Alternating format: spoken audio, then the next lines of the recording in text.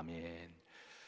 자, 학개서의 남은 자 사상. 여러분, 학개서는 총 1장과 2장, 2장밖에 없죠. 그리고 학개서 하면 많은 성도들이 좋아하시고 사랑하는 말씀 중에 한 구절이 바로 이제 2장 9절에 있습니다. 이 구절에 보시면 따라서 하십니다. 이 성전의 나중 영광이 이전 영광보다 크리라. 만군의 여호와의 말이니라. 내가 이 곳에 평강을 주리라. 만군의 여호와의 말이니라. 여러분, 오늘 이 한 말씀만 여러분이 이제 가슴에 담으시고 또 이 말씀만 여러분들이 나에게 주시는 말씀으로 믿어도 이 밤은 복된 밤인 줄로 믿습니다. 이 성전의 나중 영광이 이전 영광보다 크리라. 이게 이 나중 성전의 영광은 어떤 성전을 이야기할까요? 이전 성전의 영광은 솔로몬의 성전을 이야기를 하죠.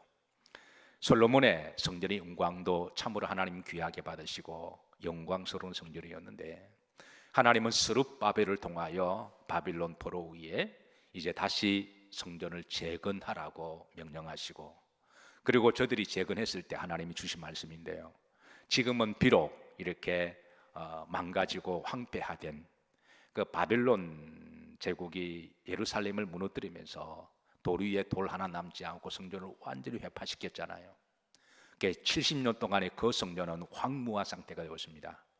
그래서 하나님은 이제 스룹바벨과 또 학개와 대제사장 여호수아와 그 시대 남은 자들에게, 그러니까 70년 포로 가운데 살기가 참으로 힘들고 어려운 그런 시대지만, 그러나 그 가운데 하나님은 따라서 남은 자들을 남겨놓으시고, 하나님이 예레미야 선지자, 이사야 선지자 약속하신 바, 너희들이 불신앙과 제약으로 하나님이 바벨론 막대기를 잠깐 들어서 너희를 징계하기는 하겠지만, 그러나 그 징계 기간이 70년이 되리라 말씀하신 대로 70년이 되어서 바벨론 제국이 망하고 또 다른 제국이 페르시아 제국이 들었으면서 그 나라가 다시 이스라엘 유다 백성을 본국으로 돌아갈 수 있는 칙령을 내리죠.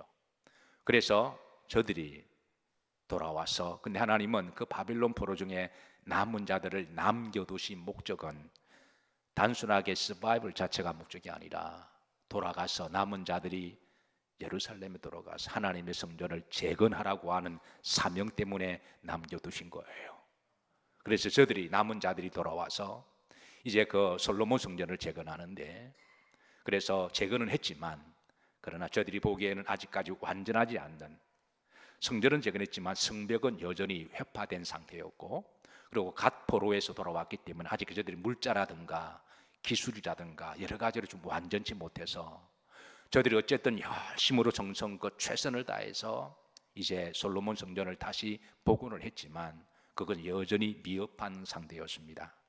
그러나 중요한 것은 하나님 우리들에게 성전을 건축하라고 말씀하실 때는 항상 눈에 보이는 성전을 통하여 우리 마음의 성전을 건축하게 하시고, 아멘이신가요? 그래서 어떤 교회는 건축은 열심히 합니다. 그런데 그 성도들의 마음의 성전은 다 회파가 되어 있다면 그건 하나님 이 땅에 성전을 세우게 하신 목적이 아닌 것이죠. 이 땅에 눈에 보이는 성전도 중요하지만 우리가 눈에 보이지 않는 각자의 마음의 성전을 잘 재건하는 것이 하나님이 더 원하는 뜻인 줄로 믿으시길 바랍니다. 눈에 보이는 스룹바벨 성전이 세상 사람들이 볼 때는 여러 가지 좀 부족하고 완전하진 않지만, 그런데 하나님이 그 마음을 받으신 거예요. 저들이 열심으로 힘을 다하여 눈물 흘리며 감동을 가지고 하나님 성전을 재건하고 올려드리는데요, 하나님이 그때 주신 말씀이 이 성전의 나중 영광이 그전에 있었던 영광보다 더 크리라 말씀하셨습니다. 여러분, 이 말씀이 무슨 말일까요? 나중 성전의 영광은 어떤 성전을 이야기할까요? 그것은 바로 앞으로 예수 그리스도께서 오시면 이방인들도 다 품고 구원받고 예배드리고 찬양할 수 있는 그 신약 성전을 말씀하고 있습니다. 실제로 주님이 이 땅에 오시고 교회를 다시 세우시고, 그래서 마가이다라방에 120명의 성도들이 다시 예수님의 이름으로, 그래서 교회가 세워지고 복음이 전파되어지는 곳마다 그곳에 하나님의 신약교회가 세워졌어요. 미국에서 목회할 때 하나님이 제게 시간과 좀 이렇게 여유를 주시면 다른 교회들은 어떻게 예배를 드릴까? 다른 교회의 특징과 장점은 뭐가 있을까? 그걸 좀 더 배우고 사모하는 마음으로 다행히 이제 교인들이 이해를 해주셔서, 그래서 이제 휴가 때가 되면 그렇게 해서 내가 어느 교회를 평상시에 잘 연구했다가 가고 싶은 곳 그 중심에 가서 그 휴가를 보내면서 주일날 예배를 드리게 되는데요. 그러면 정말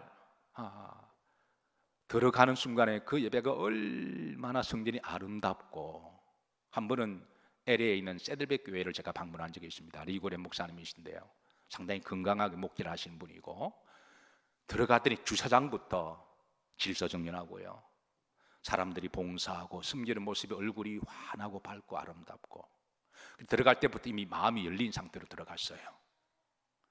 그리고 이제 예배를 드리는데 그 예배의 영광이, 그 은혜가 너무나 감동스러워서 제가 흠뻑 은혜를 받고 난 다음에 이제 그런 곳에서 예배를 드릴 때마다 제 마음속에 학개서 말씀이 떠오릅니다. 이 성전의 나중 영광이 이전의 성전보다 더 크리라. 복음이 전파되어지는 곳에 가서 그곳에서 하나님의 성전이 세워지고, 그래서 복음은 우리나라에도 전파되어서 우리나라에도 하나님의 아름다운 교회들이 많이 세워졌잖아요. 그래서 그 성전의 영광이 하나님이 이전의 영광보다 더 귀하게 복되게 받으신다는 거예요. 따라서 하십니다. 만군의 여호와의 말이니라. 그리고 또 그 성전의 나중 영광의 궁극적인 성전은 바로, 따라서 하십니다, 하늘 성전입니다. 결국은 하나님 이 땅에 성전을 그렇게 강조하시고 성전의 복을 말씀하신 것은 우리가 하늘 성전에 우리에게 주시는 소망과 믿음을 주시기 위함이시죠. 여러분, 성전 안에서 하나님께 예배드리고 거룩하게 믿음으로 우리가 하나님의 백성으로 이 성령의 거룩한 공동체의 영광이 참으로 우리들에게 복이지만, 그러나 우리가 하나님 성전에 가서 하나님의 장막, 하나님의 집에 가서 하나님 아래에서 우리가 하나님께 영광을 올려드리는 그 영광이 여러분들 가운데 함께 하시기를 주의 이름으로 축복합니다. 그리고 하나님의 성전의 영광 중에 하나가 축복이, 따라서 하십니다. 내가 이곳에 뭘 주리라? 학개서 2장 9절 좀 빨리 올려주세요. 따라서 하십니다. 평강을 주리라. 하나님의 성전이 성전다워질 때, 하나님의 성전이 하나님 함께 하시고, 오늘 이제 학개서 말씀 보시면 하나님이 내가 너희와 함께 하리라 하셨거든요. 근데 내가 너희와 함께 하리라 하실 때에, 그러니까 무엇으로 함께 하느냐라는 구체적인 답을 주시는데요. 첫 번째, 따라서 말씀으로 함께 하시고, 하나님이 영으로 함께 하시고, 사랑으로 함께 하십니다. 이 부분은 이제 나중에 또 말씀이 나오니까 우리가 확인하도록 하고요.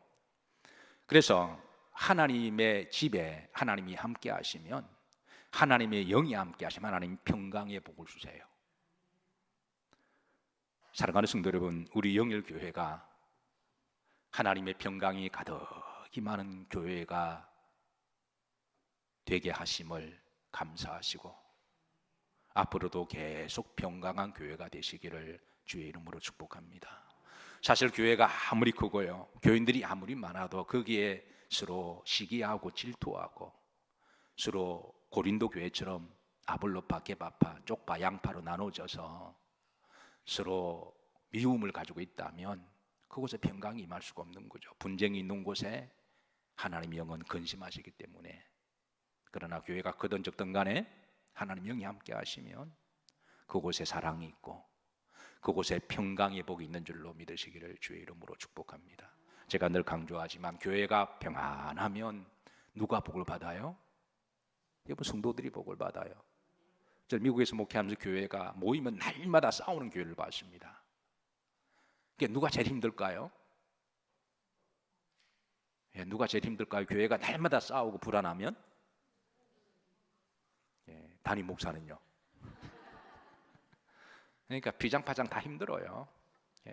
서로 누가 크냐, 누가 헤게모니 쥐고 있냐, 누가 주인이냐, 누가 목소리 크냐, 목소리 큰 놈이 장땡이다 그러면서 화부터 내고 막 그러면요, 눈을 흘리고 아래로 훑어보고 막 설레발치고 돌아다니면요, 사람들이 다 불안해해요.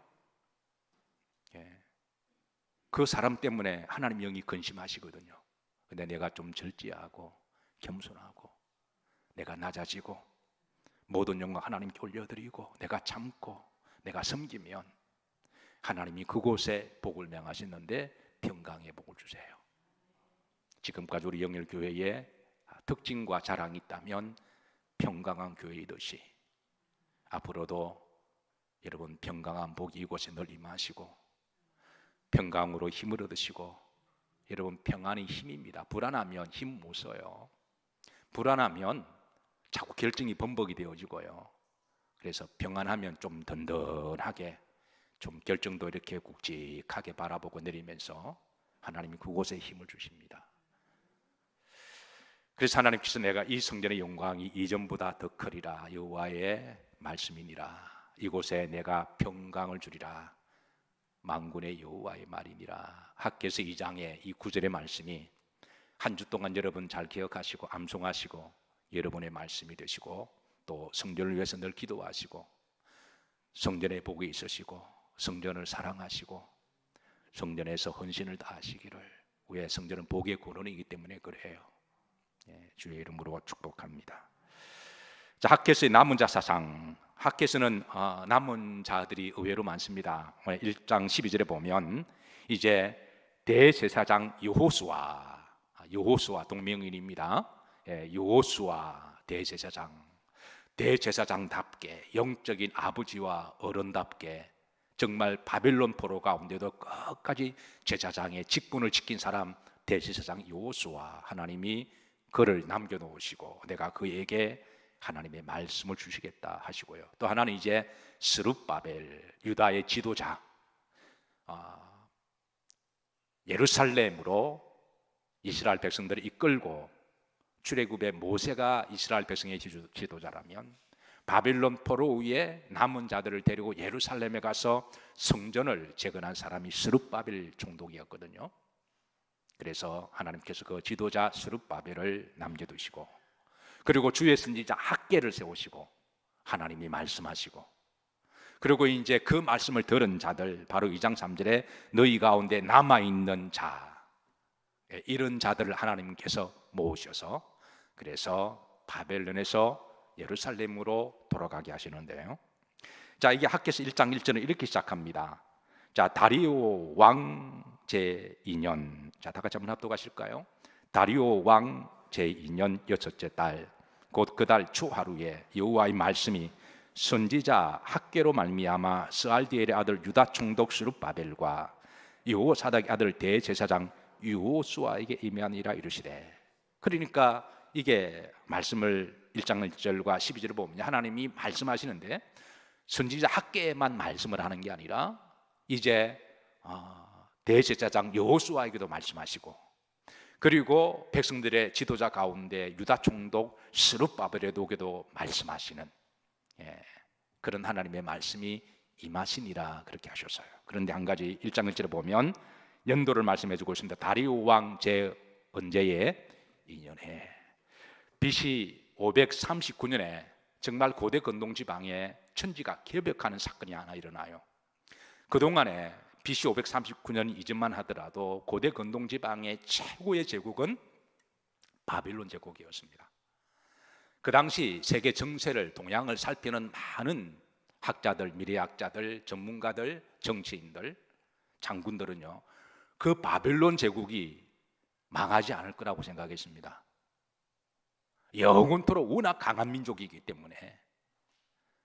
그래서 그 누구도 망하지 않을 거라고 생각했는데 그 나라가 539년에 그 나라가 망해요. 그게 이제 우리가 역사의 뒤안길 속에서는 그 나라를 무너뜨린 나라가 우리가 페르시아 제국이라고 부르죠. 이거는 정말 엄청난 유효세였습니다. 아마 요즘 시대로 말하면 아마 여러분 앞으로 많은 학자들이 말하기를 미국의 세계의 이 재패는 못 먹어도 100년이다 그렇게 말하는 사람 대부분입니다. 아무리 망해도 기본적으로 저력이 있으니까 못 먹어도 100년이다 이렇게 말하는 사람들이 있어요. 군사력, 또 영토, 그 나라의 어떤 지식에 보고 전 세계에 공부 제일 잘하는 사람 미국이 다 유학 가잖아요.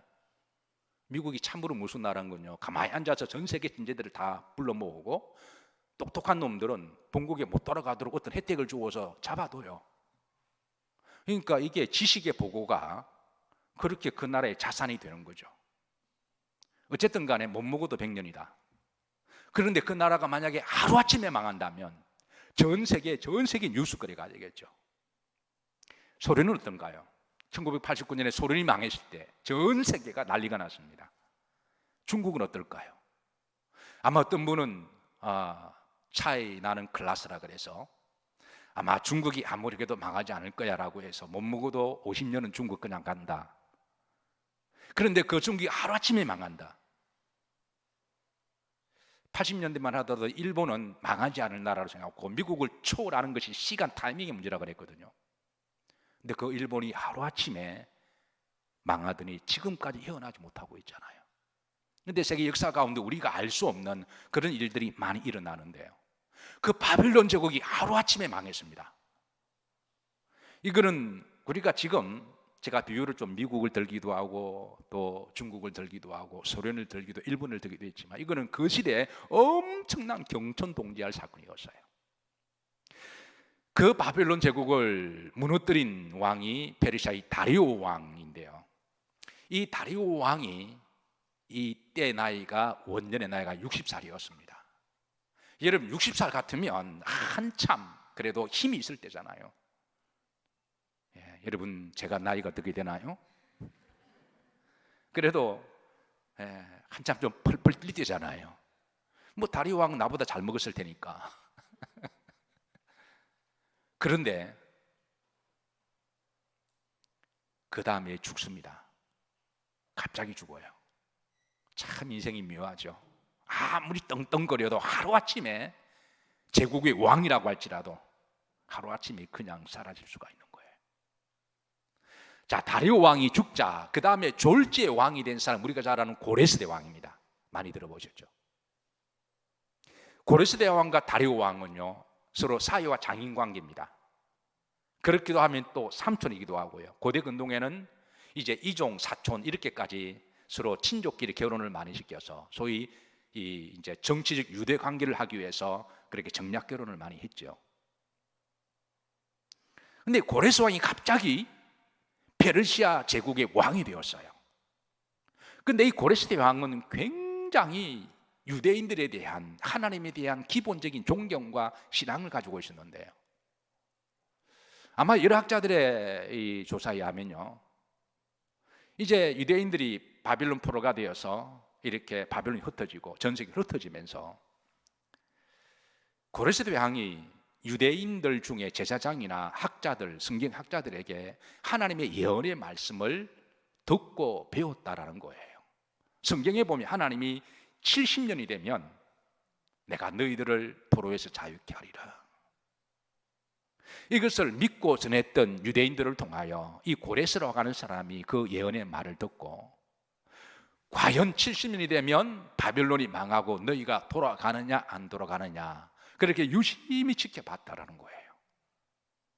어쨌든 그 바벨론족이 망하고 난 다음에, 그리고 또 이상하게 그 삼촌 다리오 왕 장인이 죽고 나면 자기가 쫄쫄 왕이 돼버린 거예요. 이거는 뭐 자기가 예상치도 못한 일이었습니다. 그래서 고레스대 왕이 너희 하나님은 살아계신 하나님이다, 나를 이곳에 세우신 것은 바로 너희 하나님이 이 일을 하라고 그런 게 아니냐. 그래서 고레스 왕이 다리오 왕이 죽고 그 원년 2년이 지나고 나서 유대인들을 향하여 하나님의 말씀대로 돌아가도 좋다라고 하는 엄청난 칙령이 내려요. 이거는 더 놀랄 일이죠. 그래서 성경에는 고레스 왕을 하나님의 사자다 그렇게 말하기도 해요. 그래서 이스라엘 백성들이, 그 포로들이 이제 돌아가는데, 돌아가다 좋다라고 칙령을 내렸지만 이미 바빌론의 페르시아의 집도 사고 땅도 사고 뿌리도 내리고 가축도 있고 그런 사람이 돌아가기 쉬웠을까요? 예, 그 쉽지 않았을 거예요. 돌아가려면 모든 것을 다 포기하고 돌아가야 되는데, 근데 하나님은 남은 자들을 돌아가게 하신다라는 거예요. 그래서 그 돌아가서, 하나님이 돌아가는 목적은 그냥 서바이벌의 목적이 아니라 돌아가서 무너진 하나님의 성전을 재건하고 하는 미션을 주셨고, 그 미션을 가지고 떠난 자들이 바로 남은 자들이라고 하는 거예요. 그래서 저들이 가서 하나님의 성전을 재건을 합니다. 남아있는 자들의 우리가 시리즈 말씀을 함께 나누면서 이제 학개서가 말라기가 되면 구약은 다 끝나요. 제가 이 남은 자 사상을 전하게 된 것은 온 인류의 코로나가 엄습하면서 기도 중에 이때 전해야 되지 않겠느냐, 그 전까지만 하더라도 제가 종교 개혁 탐방을 제가 여러분들에게 그때 강의를 또 말씀을 전했는데요, 일단 잠깐 멈추고 목사가 시대를 잘 표적을 분별해야 되니까, 그래서 이 엄중하고 바이러스로 말미암아 온 세상 사람 두려워하고 염려하고 하나님을 떠나는 지금 한국 교회가요, 한국 교회뿐만 전 세계 교회가 보통 20% 30%가 교인들이 다 빠졌습니다. 이 모습을 보고 하나님이 얼마나 마음이 안타까워하시고, 아마 정상적인 목사라면 이 부분을 가지고 너무너무 마음을 아파하시고, 하나님이 그래도 남아있는 자들이 있으니 그 남아있는 자들 가운데 우리 영일교회가 남아있는 교회가 되게 하시고, 우리 영일 성도들이 남아있게 하옵소서. 이게 목사로서 시대를 분별해서 제가 할 수 있는 바로 시대의 메시지라고 저는 믿었기에, 그때부터 23년 동안 계속 주일 저녁마다 남은 자의 말씀 사상, 성경에 있는 남은 자의 사상을 다 뒤적거리고 찾고 기도하다 보니까 의외로 모든 성경마다 다 남은 자의 사상이 있는 거예요. 저도 사실 이걸 집중적으로 연구하기 전까지는 남은 자 사상하면 주로 이사야에서 많이 있거든요. 근데 의외로 모든 성경책 속에 다 남은 자의 사상이 있는 거예요. 이 말은 모든 시대마다 모든 믿는 사람들 중에 하나님이 남은 자들을 소수지만 남겨두신다라는 거예요. 기도하면서 하나님이요, 제가 다른 사람을 판단하고 뭐 할 자격도 없고 그런 여유도 없지만, 또 우리 믿는 사람 남을 판단하고 정죄하는 사람들도 아니고, 문제는 너는 어떻게 할 거냐 그러면 우리가 감히 하나님 앞에 주님, 남은 자 영맥을 이어가게 하옵소서. 그런 남은 자들을 또 다른 말로 말을 하면 거루투기라고 말하기도 하고, 씨라고 말하기도 하고, 또 남은 불씨라고 말하기도 하죠. 그런가 하면 또 의인이라고 말하기도 합니다.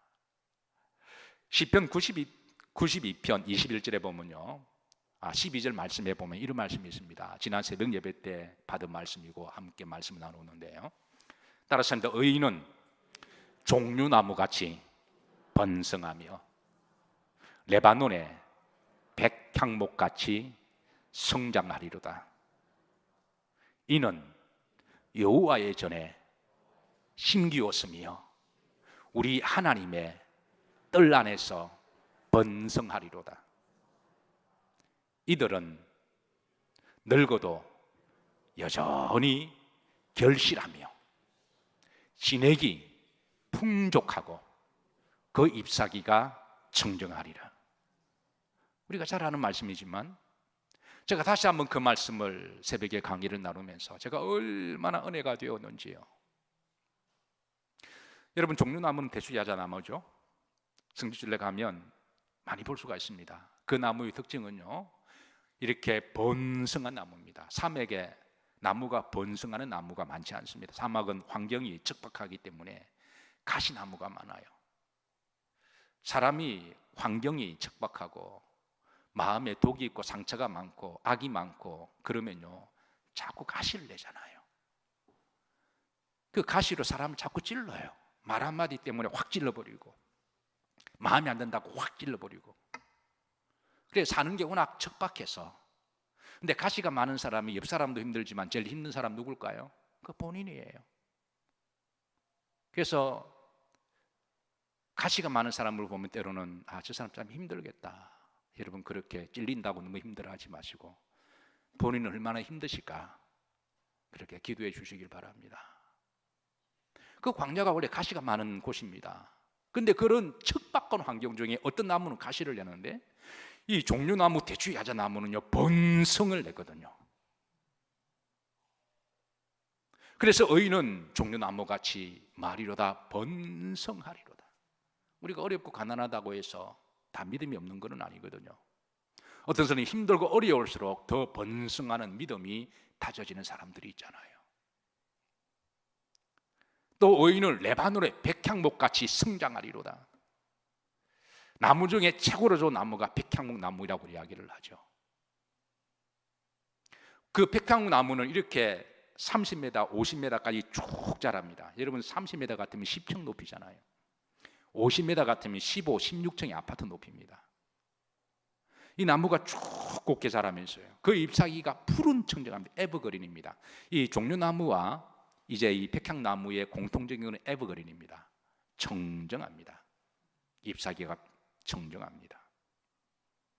그래서 의인은 그 종려나무처럼 이렇게 쭉 곱게 자란다는 거예요. 그러면서 그 다음 주시는 말씀이 더 은혜가 돼요. 이는 따라서 합니다. 여호와의 전에 심기웠으며, 여호와의 전에 남아있는 자들, 성정 중심으로 있는 남아있는 자들은 하나님은 종려나무와 백향목같이 되게 하신다는 거죠.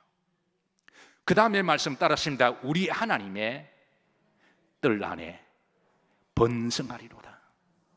하나님의 뜰 안에, 여러분 주일날 새벽부터 전주시간까지 이렇게 남아있다고 하는 것, 이게 쉬운 일은 아니지만 그래도 여러분 복인 줄로 믿으시기를 주의 이름으로 축복합니다.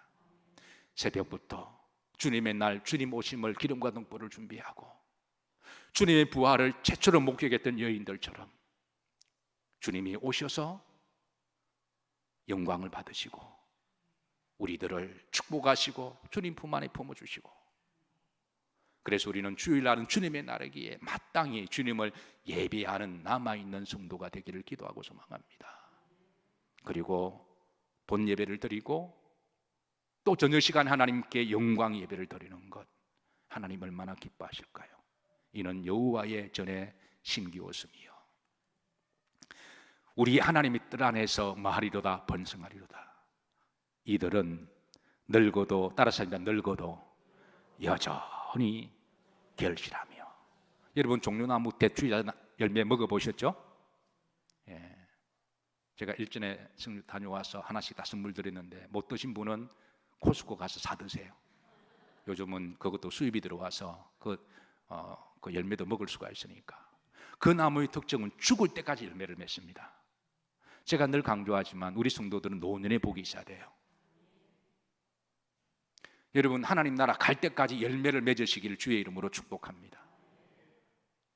우리가 열매 그러면 꼭 돈으로만 생각하는 사람이 있는데, 여러분 돈보다 더 귀한 그 기도의 열매도 있고요, 그리고 후배들을 좀 넉넉하게 좀 인생에 관조하고 품어주고 위로하고 좀 세워주고 축복하고 격려하고 웃어주고 좀 부족하고 못해도 좀 잘했다고 좀 높여주고, 여러분 그게 얼마나 아름다운 열매인가요?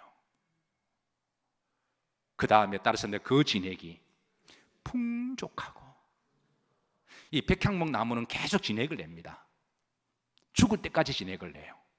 근데 그 진액이, 그게 벌레들이 나무를 썩지 않게 만드는 돼지 역할을 해요. 마치 소나무의 진액과 같습니다. 그 진액이 향을 내는데요, 그래서 솔로몬이 그 백향목 나무를 레바논에서 전량 다 수입을 해서 안에 내부를 꾸민 거는, 그렇게 꾸며놓으면 그 나무에서 피톤치드 같은 게 나와가지고요, 사람의 마음을 평안하게 만들어주고 그 향에 배어서 그 안에 하나님의 임재를 경험하신다는 거예요. 저는 여러분들의 몸에서 향이 나기를 주의 이름으로 축복합니다. 여러분이 앉아있는 자리에서 은근하게 그 평안과 은혜의 향기가 나와서 주변 사람들에게 옆에 앉아도 위로가 되고 복이 되는, 그런 교회가 되길 기도하고 소망합니다. 진액이 풍족하고 그 잎사귀가 푸른 청정하다. 두 나무의 특징은 잎사귀가 변하지가 않아요. 에버그린이라는 말은 영원히 변치 않는 그런 마음을 담고 있죠.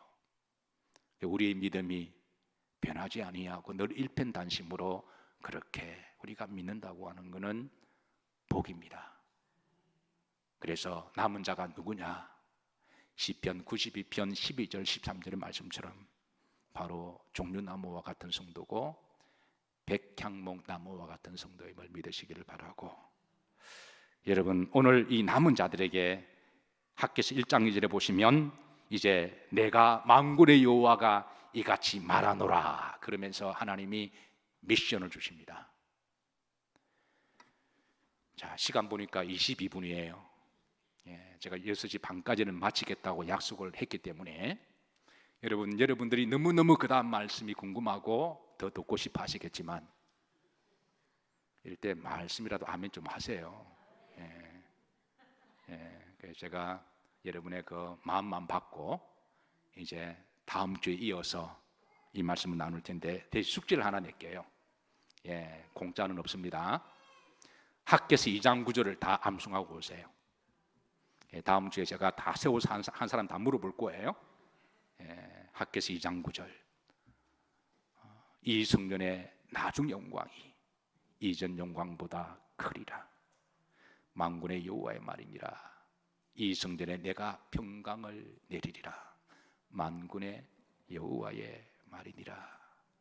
평강이 있는 곳에 하나님의 영이 함께 하십니다. 이번 한 주도 평안하시기를, 또 세상의 누룩들을 잘 분별하시고 또 믿음으로 승리하시기를 주의 이름으로 축복합니다. 우리 찬양